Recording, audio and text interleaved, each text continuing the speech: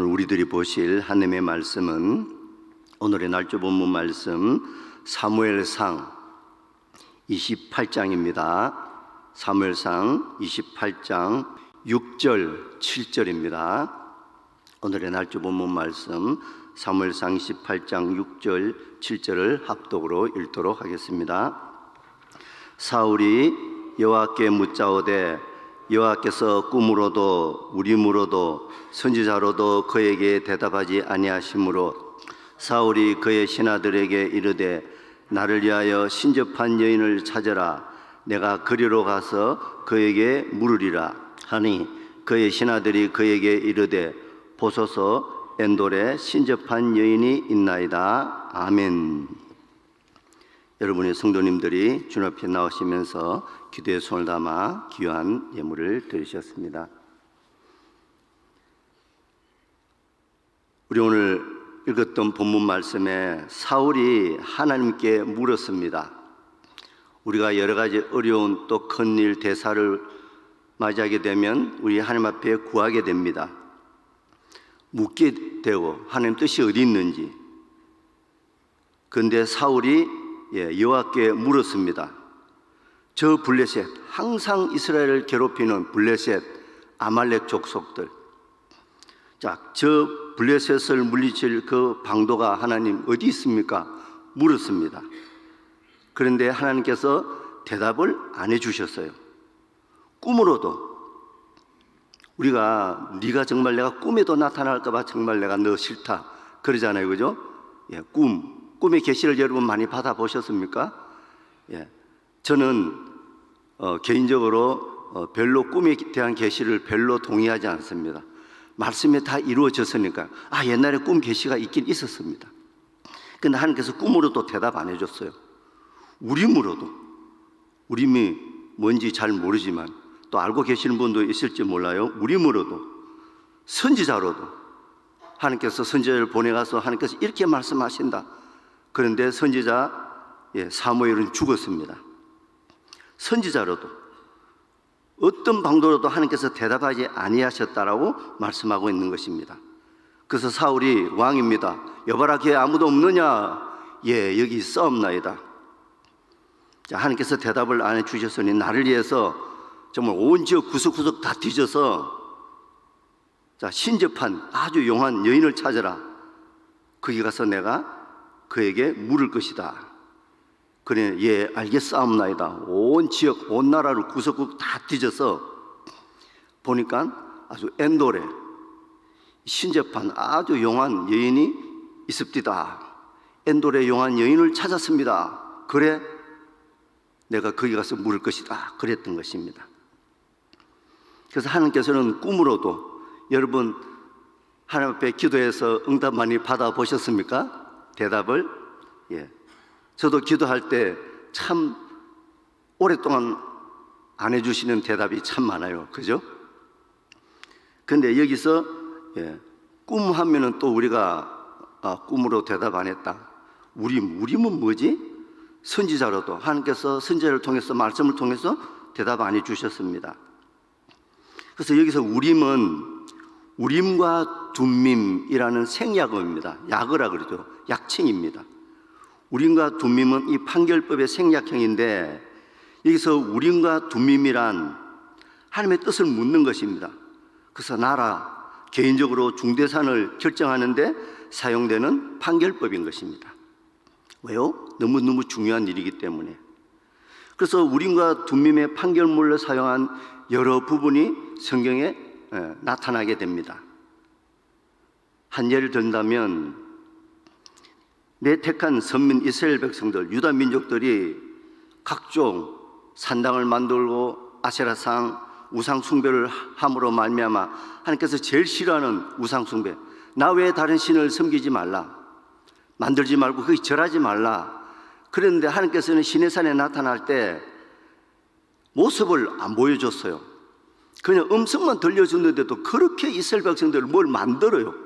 뭘 쌓고 금송아지 만들고.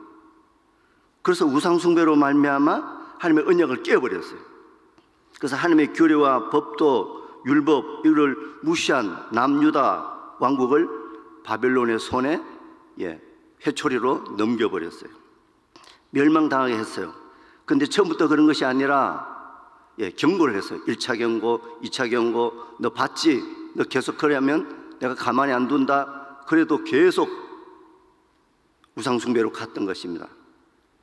그래서 BC 606년을 시작해서 유다 왕들, 많은 귀족들, 고관대작들, 지도자급들, 그리고 남은 백성들은 다 끌어서 예루살렘에서 다 밖으로 끌어내 가버렸어요. 그리고 예루살렘 성전, 그들이 그렇게 자랑하는 46년 만에 진, 금으로 은으로 진 예루살렘 성전 성벽, 돌 위에 돌 하나 남지 않고 다 초토화시켜 버렸어요. 결국에는 BC 586년경에 이 유다는 역사 속에 사라져 버립니다. 하나님께서는 언약 맺은 내 언약 백성들이 언약을 저버림으로 인해서 유다 백성을 징벌했던 것입니다. 여러분, 나 자신도 징벌을 받을 때가 있죠. 그래서 이 말씀은 우리에게 교훈으로 주신 것입니다. 자, 그렇게 하나님께서 멸망시켰지만 하나님께서 내 선민, 내 택한 백성을 여전히 사랑하셨던 것입니다. 자, 그러므로 인해서 예레미야 선지자를 통해서 징계 기간이 끝나면 내가 다시 바벨론 포로 생활에서 돌아오게 할 것이라고 예레미야에게 약속을 해 주셨어요. 그래서 예레미야 선지자 말을 이루기 위해서, 물론 하나님의 말씀이죠, 대언했기 때문에 그 말씀을 이루기 위해서 바사왕, 고레스 왕의 마음을 감동시켰습니다. 그래서 그 포로 생활에서 해방시켜 본국으로 돌아가도록 길을 열어 주셨던 것입니다. 자, 그런데 돌아오는 거 얼마나 좋겠어요. 70년이면 우리나라 일제 36년 반 곱하기 2 곱빼기로 되는데, 자, 다시 돌아와서 너무 좋긴 좋은데 다 돌아오지도 않았지만, 자, 오랜 세월 동안 바벨론에서 다시 본국으로 돌아왔는데 이 너무나 애매모호한 문제가 너무나 많았어요. 바로 뭐냐면 족보 문제였어요. 자, 우리는 선민이야, 우리는 한림민족이야, 율법 받은 그런 백성인데 너희들하고 안 놀아. 우리가 아무리 포로 생활이지만, 그렇지만 오래 살다 보니 자식들이 좋아하고 결혼도 하게 되고 너무너무 어려우니까 그래 겨우겨우 밭대기도 빌리고 농사도 짓고, 자, 점점 자리 좀 잡아가는데, 자, 돌아간 사람들은 다시 어떻게 가가지고 예루살렘 성전을 일으키고 다시 이렇게 자리를 잡으려니까 너무너무 힘이 들었어요. 그리고 또 돌아왔는데, 아니, 이 사람이 진짜 우리 이스라엘 유다 민족인지 알 수가 없었어요. 50%인지 70% 정통파인지 30%인지 알 수가 없어요. 섞여가지고, 바벨론하고 섞여가지고. 그래서 확인할 수가 없으니까, 자, 하나님의 백성이 기요 아니요, 백성이다 아니다, 자, 이것을 판단할 수 있는 기준이 오직 우림과 둠밈을 지닌 제사장이라야 이것이 가능했던 것입니다. 또 이것도 족보가 있어야 돼요. 옛날에 아론의 지파, 학고스 지파, 하바야 지파, 바르실레 지파, 너 어디 지파냐? 그래서 목사도 그냥 되는 것이 아니고 목사 안수 어디서 공부했느냐, 뭐 이런 것 다 따지지 않습니까? 아무나 그냥 이 대제사장이 돼가지고 이 사람이 어떻게 판별을 할 수가 없는 거예요. 그래서 우림과 둠밈을 지닌 대제사장이어야만이 이것이 판명이 가능했어요.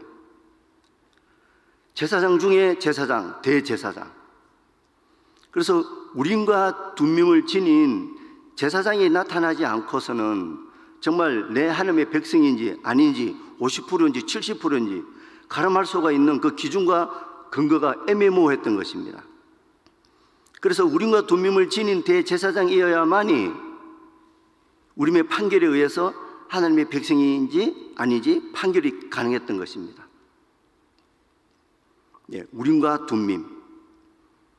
우림과 둠밈에 대한 이 성경 말씀에 대한 의미는 빛, 우림은 빛을 말하고 있습니다. 태초에 하나님이 천지를 창조하시니라 그래놓고 빛이 있으라 하심에 빛이 있었습니다. 그것을 오루, 빛이라 그럽니다. 그리고 둠밈은 완전하다 그런 뜻입니다. 그래서 탐함 여기서 유래된 건데, 그래서 결과적으로 빛과 완전함, 이 두 단어를 함축해서 표현하면 완전한 빛, 그런 뜻이 되겠습니다. 그리고 또한 이 우림과 둠밈의 역할은 하나님의 뜻이 어디 있는지 판별하는 제벼 같은 거예요. 옛날에 12사도가 한 사람이 배반했지 않습니까? 그래서 마태를 얻을 때 제비를 했습니다. 그런 그런 존재인 것입니다. 그런데 주로 이것은 대제사장입니다. 높은 성직자들, 그분들, 지성소에 들어가는 그분들만이 가슴에 12보석을 지닌 이 에봇을 입었잖아요. 12지파를 뜻하는 그 안에 항상 지니고 다니는 그런 흉패인 것입니다. 그래서 1년에 한 번 대제사장은 지성소에 들어가야 됩니다.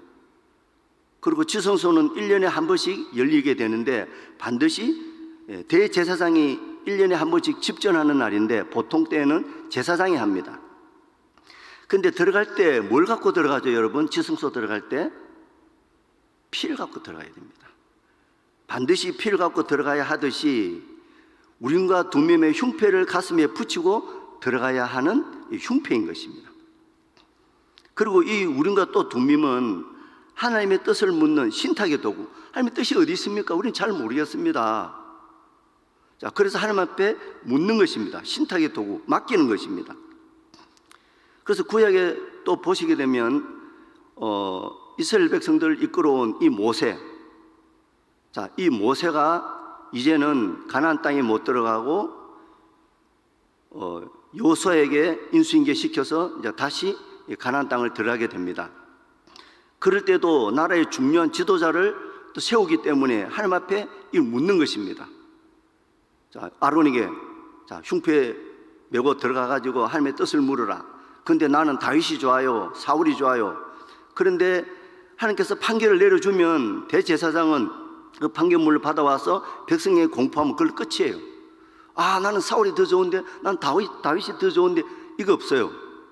우리나라도 그렇죠? 이 판결이 일어나면 대제사장이 한 이야기지만 하나님의 판결이에요.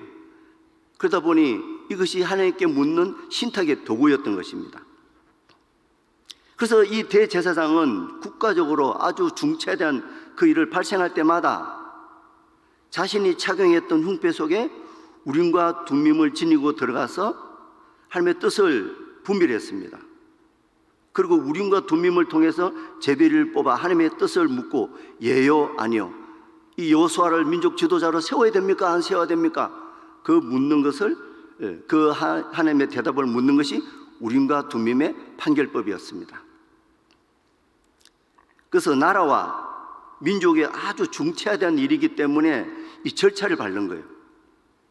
그리고 또 우림과 둠밈이란 하나님의 뜻을 물어서 중대사를 결정하는데 사용되는 중요한 일인 것입니다. 그래서 중차대한 일이기 때문에 이 이스라엘의 중대한 문제를 하나님 앞에 판결의 문제를 다루는 문제이기 때문에 아무 제사장에게 족보도 없는, 그래서 돌아와서 옛날에 아론의 지파인데 족보를 못 찾아가지고 일을 못한 사람도 있어요. 족보 맞아? 그 족보 내놔봐. 그리고 내가 누구 목사에 어디서 안수 받았다 이렇게 하면 그 족보 내놔봐 그러죠. 안수증이라든지 그런 걸 내놔봐라 그런 거죠. 그래서 아무나 이 우림과 둠밈을 판결하는 이 일을 족보도 없는 그런 제사장에게 맡길 수 있겠느냐 이 말입니다. 그리고 이 대제사장은 지성소 들어갈 때 성결하고 깨끗해야 됩니다. 그렇지 않으면 하나님께서 대답도 안 해주고 가만두지 않는 것입니다. 우리도 왕같은 제사장인 것입니다. 그래서 거룩하고 성결하지 않고는 아무나 묻는다고 대답해 주지 않는 것입니다. 그러니 자격도 없는 이 악한 사울에게 우림의 판결을 내려주지 않았습니다. 왕이라 할지라도 그 우림의 판결을 대답해 주지 않았다는 것입니다. 그러니 사울은 엔돌에 있는 용하다고 하는 그 신접한 여인에게 가서 물었던 것입니다. 한마디로 이 사울은 폐역에 폐역을 더했던 것입니다.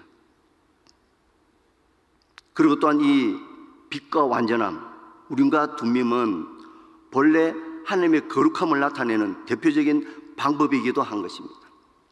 그리고 우림과 둠밈을 간직한 대제사장을 통해서 하나님의 뜻이 어디 있는지, 임재의 뜻이 어디 있는지를 드러내는 판결법이기도 한 것입니다. 그래서 완전한 빛. 자, 완전한 빛 하니까 여러분 연상되는 분이 안 계셔요? 완전한 빛. 예수님은 이 땅에 빛으로 오신 분인 것입니다. 자, 그 빛을 영접하는 자는 하나님의 자녀가 되는 권세를 주는 것입니다. 그래서 요한은 그 빛이 아니요 그 빛을 증거하러 온 자라 그랬습니다. 말씀에는 태초에 말씀이 계셨는데 그 말씀 안에는 생명이 있었어요. 예수님은 이 세상의 빛으로 오셨어요. 요한복음에 보면 하나님께서 육신을 입고 이 땅 가운데 오신, 그래서 예수님이 나는 세상의 빛이다 그렇게 말씀하고 있는 것입니다. 나를 따르는 자는 어둠에 다니지 아니하고 생명의 빛을 얻으리라 그렇게 요한복음 말씀하고 있는 것입니다. 그리고 또 주님은 나는 생명의 떡이다, 하늘에서 내려온 산떡이다 그랬습니다. 성소, 지성소 들어가면 이 지성물이 있어요. 이 지성물을 아무나 먹는 게 아니에요. 나는 나는 거룩한 하늘에서 내려온 산떡이다 그랬습니다. 그래서 주님은 직접 우리에게 거룩한 떡이 되는 것입니다. 지성물이 되는 것입니다. 성소, 지성소에는 항상 이 성전 불을 꺼뜨리면 안 됩니다. 그리고 불 관리하는 사람이 있어요. 그 다음에 이 떡상, 진설병이라 그러죠. 그걸 항상 갈아줘요. 이 직임을 맡은 자가 있어요. 성전의 불을, 우리 자신도 마찬가지예요. 성전의 불을 꺼뜨리면 안 되는 것입니다. 그래서 주님은 나는 하늘에서 내려온 산떡이다. 이 떡을 먹으면 영생할 것이다. 내가 줄 떡은 생명을 위한 내 살이다. 여러분 주님의 그 피와 살을 마셨습니까? 마시고 살아가고 계십니까? 이것이 주님의 진정한 생명의 빛이요 완전한 빛인 것입니다. 자, 그래서 주님은 이 땅에 완전한 빛으로 오신 분입니다. 그리고 사도 바울은 이 구약의 판결법, 제사법, 또 이렇게 구전, 또 관습법, 또 율법, 규례, 율례 꿰차고 있는 분입니다. 그런데 예수를 발견하고 나서는 배설물로 얘기했다고 하죠. 한마디로 우리가 배설물 하면 표현이 참 좋은 거죠. 예수 안에는 모든 것이 다 들어가 있다는 그 보화를 발견했던 것입니다. 그래서 배설물로 여길 정도로 예수를 알았던 것입니다. 그래서 구약의 대제사장은 우림과 둠밈의 이 판결물 뜻을 통해서 하나님의 뜻을 구해야 했습니다. 오늘날 우리는 어때요? 대제사장인 우리 예수님, 이 예수님께서 이 땅에 완전한 빛으로 오셨습니다. 그리고 우리에게 우림과 둠밈 그 자체가 되는 분인 것입니다. 모든 것이 모든 것 되는 분인 것입니다. 그리고 주님은 지성물이에요. 우리는 주님의 이 피와 살을 먹고 살아가는 것입니다. 떡을 먹고 살아가는 것입니다. 하늘에서 내려오는 권세 있는 떡을 우리는 먹고 살아가는 것입니다. 그리고 우리에게 살아가면서 말씀을 통해서 직접 우리에게 말씀을 통해서 판결을 내려주시는 것을 우리는 믿고 살아가는 것입니다.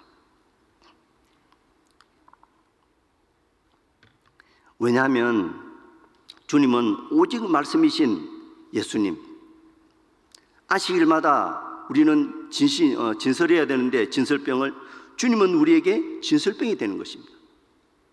주님의 말씀을 먹고 살아가는 것입니다. 하늘에서 내려오는 지성물, 진정한 떡, 그리고 하나님과 우리 사이의 중보자이신 것입니다. 그리고 하나님의 뜻을 물어서 우리에게 알려주시고 말씀을 통해서 진리 가운데로 항상 인도해 가시는 우리의 성령님이기도 한 것입니다.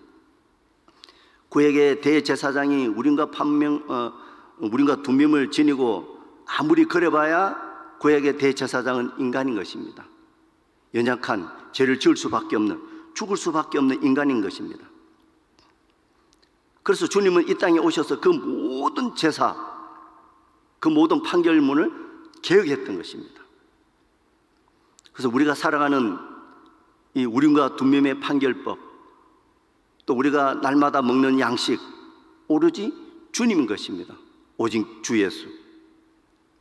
살아가면서 어려운 일, 환난, 또 어려울 때 하나님께서 묻고 또 판결문을 받고 대답을 받고, 또 환난이 당할 때마다 우리는 누구에게 피합니까? 오로지 그분에게, 바위에 피하는 것입니다. 오로지 그분만이 피할 바위시요 우리의 방패요. 어려움을 당할 때 우리를 지켜주는 예수 그리스도. 우리 오늘의 날주 본문 말씀 시편 46편 1절입니다. 시편 46편 1절 우리 같이 읽겠습니다. 시편 46편 1절입니다. 같이 읽겠습니다. 하나님은 우리의 피난처시요 힘이시니 환난 중에 만날 큰 도움이시라. 오직 주만이 우리의 피난처시고 내 살아가는 힘이시요 능력이시요 양식이시요, 어려울 때 판결문을 내주시고 환난에 나에게 큰 도움이 되시는 그분만이 하나님 제일주의로, 하나님 한 분만으로 충분하게 살아가는 저와 여러분의 신앙이 되기를 주님의 이름으로 축원드립니다.